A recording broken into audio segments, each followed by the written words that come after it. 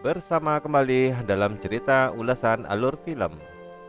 Pada kesempatan kali ini, Film Story akan membahas tentang sebuah film aksi berjudul Alien, rilis tahun 1979 dengan pemeran utama oleh Sigourney Weaver. Meskipun film ini telah berumur 42 tahun, tetapi mengulas sebuah film dengan budget besar lebih nyaman ketimbang film berbudget kecil yang terkesan asal jadi. Selain itu, film ini juga pada masanya sangat menghebohkan karena belum ada film sejenis yang mampu mengeruk keuntungan besar seperti film ini.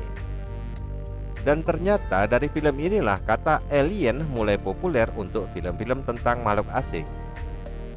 Sebelum kita lanjutkan, Film Story sangat mengapresiasi sobat untuk subscribe di channel ini agar tidak ketinggalan ulasan film menarik lainnya.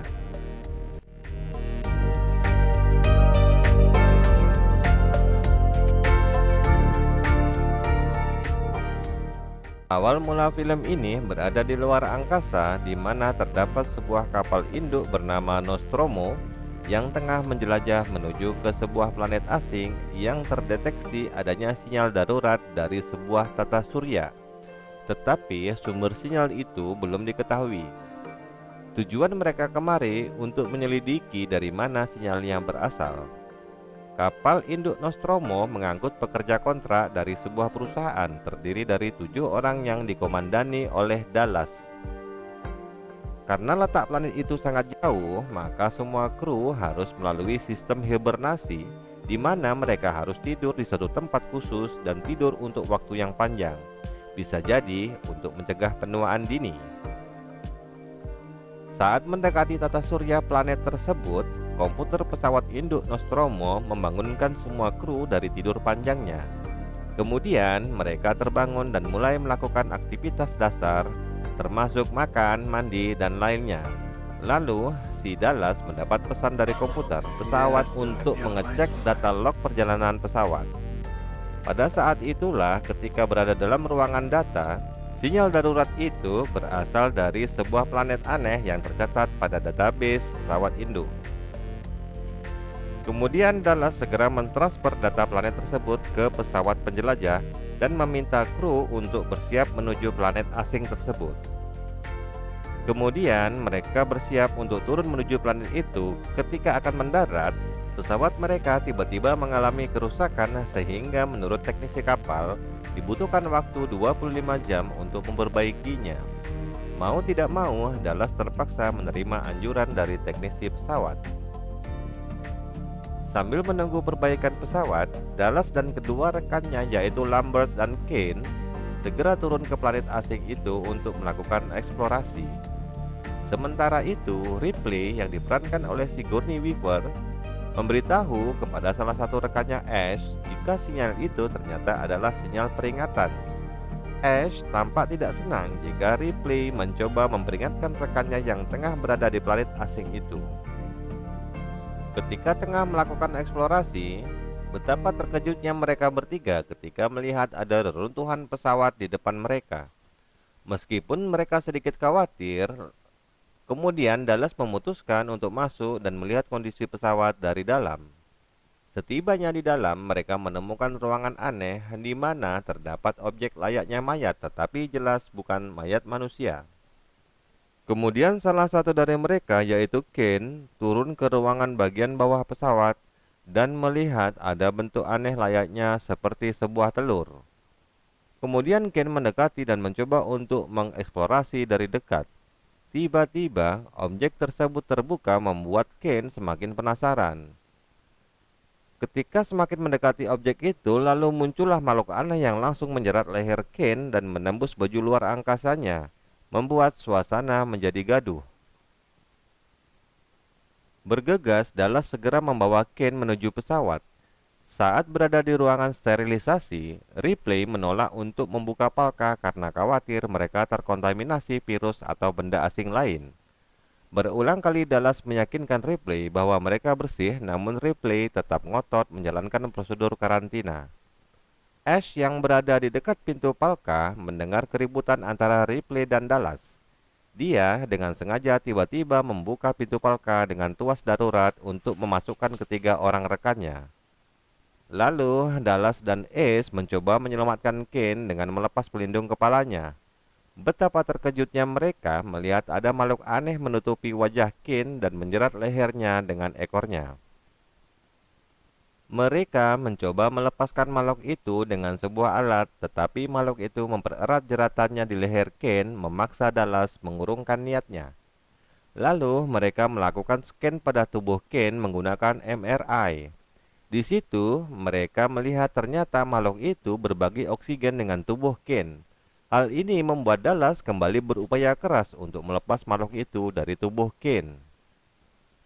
Dallas mencoba memotong kaki makhluk itu dengan alat khusus. Tiba-tiba kaki makhluk itu terluka dan mengeluarkan cairan seperti darah.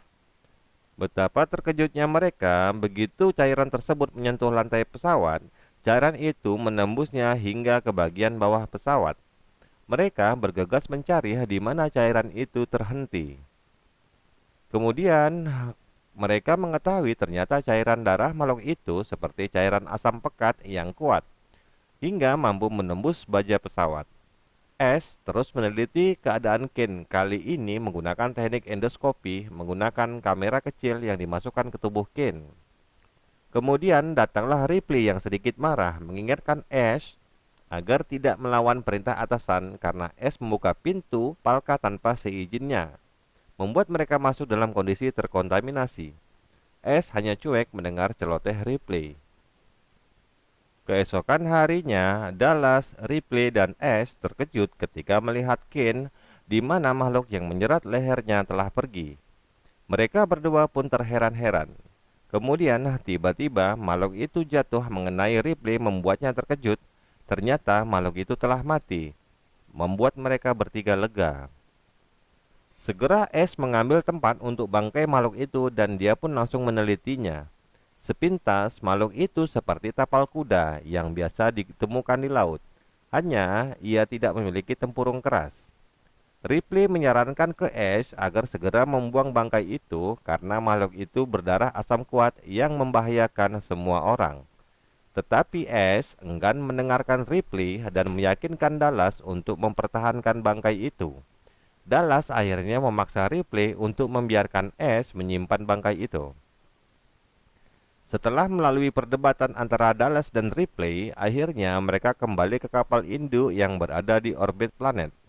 Di sana mereka merencanakan untuk merawat Kane yang telah sadar dari komanya. Kane masih berada dalam kondisi syok setelah terjerat oleh makhluk itu. Saat waktu makan, terlihat Kane sudah semakin sehat dan menyantap makanannya dengan lahap. Melihat hal itu, semua lega karena Kane ternyata baik-baik saja. Ketika tengah lahapnya makan, tiba-tiba Kane merasakan ada yang aneh di dadanya, membuatnya terbatuk hebat. Kane terlihat sangat tersiksa dan langsung terlentang di meja makan, membuat semua yang ada menjadi kebingungan. Mereka berusaha membantu Kane dengan memeganginya dan ternyata Kane semakin kesakitan. Tiba-tiba dengan mengerikan, dari dada Kane muncul bercak darah, membuat semua orang panik. Dan kemudian secara mengerikan, dada Kane robek oleh makhluk asing yang membuat kacau balau. Lalu makhluk itu melarikan diri dan semua yang ada di sana hanya terdiam kebingungan. Setelah membuang jasad Kane keluar angkasa, mereka semua berusaha mencari makhluk asing itu menggunakan senjata seadanya, karena pesawat itu bukanlah pesawat militer. Seluruh bagian pesawat mereka jelajahi, tapi belum juga berhasil menemukan makhluk itu. Teknisi pesawat yang bernama Brett ikut bergabung mencari makhluk itu, ditugaskan Ripley mencari kucingnya. Begitu tengah mencari di dekat ruang mesin, Brett menemukan kucing tersebut. Saat hendak kembali, tiba-tiba Brett diserang dari atas oleh makhluk itu dan membuatnya mati seketika. Mengetahui kematian Brett, Ripley dan rekan lainnya mulai terlihat cemas. Mereka mengkhawatirkan nasib mereka masing-masing. Mereka berdiskusi bagaimana menangkap dan membunuh makhluk itu. Ternyata makhluk itu menggunakan saluran udara di pesawat untuk berpindah tempat. Dallas coba menelusuri sistem ventilasi udara di pesawat induk. Dia berbekal senjata peluncur api untuk membunuh makhluk itu. Sedangkan Ripley berada di pusat kendali untuk membantunya memonitor keadaan. Ripley yang melihat adanya gerakan melalui sensor memperingatkan Dallas agar berhati-hati, tetapi Dallas tidak berhasil menemukan apapun di sana. Dia hanya melihat bekas tanda lendir aneh di sekitar ruangan ventilasi udara. Lambert yang bersama Ripley mengingatkan Dallas ada gerakan aneh mendekati posisinya. Lalu Dallas berusaha keluar dari tempat itu dan ternyata makhluk itu berada di dekatnya, langsung menyerangnya hingga menewaskan Dallas. Mereka tidak berhasil menemukan jasad Dallas, hanya senjata pelontar api yang tersisa. Hal ini membuat kondisi psikologis yang tersisa semakin buruk, memicu perdebatan. Ripley menginginkan mereka semua lari menggunakan pesawat cadangan. Hal ini ditentang karena pesawat cadangan tidak cukup untuk mereka semua. Lalu, Parker memaksa Ripley agar bekerja-sama membunuh makhluk itu. Sedangkan Ash hanya cuek saja ketika Ripley meminta sarannya apa yang harus dilakukan. Lalu Ripley mencoba menuju ke pusat data telemetri pesawat induk. Di sana, dia menemukan sesuatu kejanggalan dan coba mengakses data pesawat. Betapa terkejutnya Ripley mengetahui ternyata tujuan perjalanan pesawat induk ini adalah untuk mengumpulkan organisme asing, meskipun hal itu berbahaya. Dan yang hal membuat Ripley bertambah marah, semua kru bisa dikorbankan demi tujuan itu. Dan pikiran Ripley langsung tertuju ke Ash sebagai petugas sains, membuat Ripley murka kepada Ash. Ash yang memasuki ruangan itu ternyata memiliki niat untuk menghabisi Ripley karena berusaha menggagalkan misi pesawat. Lalu, perkelahian hebat pun terjadi, membuat Ripley terdesak dan hampir mati. Ketika pingsan, Ash berusaha menyumpal mulut Ripley untuk membunuhnya. Saat itulah Parker dan Lambert muncul dan berhasil melumpuhkan Ash dan menyelamatkan Ripley. Betapa terkejutnya mereka bertiga begitu mengetahui ternyata Ash adalah sebuah robot yang bertugas mengawasi mereka menjalankan misi pesawat rahasia untuk membawa organisme asing pulang ke bumi. Kemudian Ripley mengaktifkan kembali Ash yang sudah offline untuk mencoba mengorek informasi darinya. Mereka menanyakan tentang tujuan misi mereka sebenarnya. Dan akhirnya Ripley mengetahui bahwa perusahaannya tempat bekerja itu memang menginginkan mereka membawa organisme kembali ke bumi apapun risikonya. Mengetahui itu, mereka bertiga akhirnya berusaha melari menggunakan pesawat cadangan. Sepanjang jalan menuju tempat pesawat itu, mereka selalu waspada menghadapi makhluk asing. Saat sedang mengumpulkan tabung oksigen untuk perjalanan mereka, Lambert terkejut mengetahui makhluk itu telah berada di dekatnya. Parker pun berteriak agar Lambert lari, tetapi Lambert tidak berbuat apa-apa dan hanya terdiam. Parker coba menyelamatkan Lambert, namun mereka berdua akhirnya tewas oleh makhluk itu. Ripley yang mendengar keributan melalui radio segera menuju tempat ruang oksigen. Terdengar pesan Parker terakhir agar Ripley meninggalkan tempat itu. Sesampainya Ripley, dia terkejut dan takut ketika melihat mayat kedua temannya dalam kondisi mengenaskan. Lalu Ripley pun berusaha kembali ke pesawat cadangan untuk melarikan diri. Sambil membawa kucingnya, Ripley sempat untuk memulai penghancuran pesawat induk agar makhluk itu mati. Setelah menyetelnya, dia bergegas ke kapal cadangan dan lalu melepaskan diri dari pesawat induk. Ripley berhasil menjauhi pesawat induk yang kemudian meledak menghancurkan semua yang ada di dalamnya dan Ripley pun kembali merasa aman.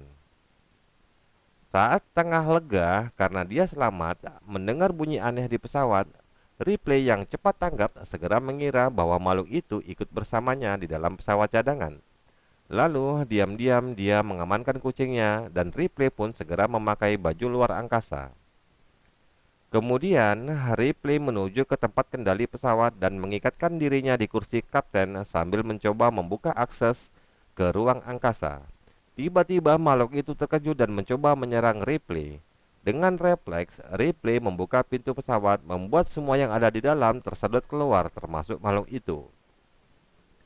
Saat makhluk itu tersangkut di pintu, Ripley menembaknya, membuat makhluk itu tergantung dan menempel dekat cerobong asap. Dengan segera, Ripley menutup pintu dan menjalankan mesin pesawat, membuat makhluk itu mati terbakar. Dan kali ini, Ripley dan kucingnya benar-benar selamat. Kemudian dia meninggalkan pesan lalu hibernasi untuk perjalanan panjang pulang ke bumi. Dan film pun berakhir. Demikianlah sobat alur cerita dari film Alien. Sampai jumpa pada ulasan alur film menarik lainnya bersama Film Story.